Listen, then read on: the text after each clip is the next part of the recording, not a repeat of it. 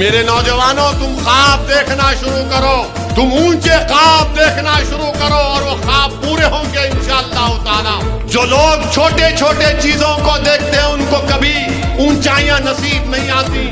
جو لوگ اونچا خواب دیکھتے ہیں اللہ ان کو اونچائی پر لے کر جاتا ہے۔ جو لوگ مایوس ہو کر بیٹھ جاتے مفلسی ان کا مقدر بن جاتا ہے۔ جو اپنے خوابوں کو پورا رکھنے کا حوصلہ رکھتے ہیں، جو اپنے خوابوں کو پورا رکھنے کا عزم رکھتے ہیں، جو خوابوں کو پورا کرنے کے لیے جد و جہد کرنا چاہتے ہیں، جو اپنے خوابوں کو پورا کرنے کے لیے یہ نہیں دیکھتے کہ میرے پاس دولت نہیں ہے۔ یاد رکھو، دولت سب کچھ نہیں ہے، سب سے بڑی دولت اگر ہے تو ایمان کی دولت ہے۔ سب سے بڑی دولت ہے تو ضمیر کی دولت ہے، سب سے بڑی دولت ہے تو سچائی ہے۔ جس کے پاس سچائی ہے اللہ اس سچائی رکھنے والے کو کامیاب کرتا ہے۔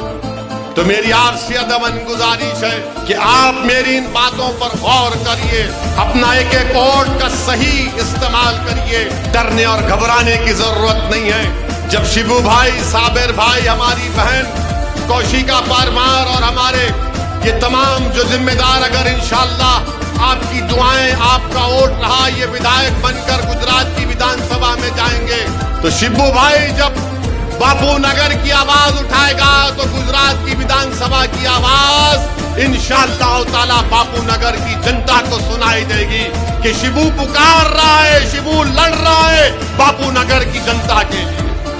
اور جب صابر کابلی والا انشاءاللہ کامیاب ہو کر آپ کا قائد بن کر جائے گا تو صابر کابلی والا کی آواز پوری گجرات میں گونجے گی انشاءاللہ تعالی۔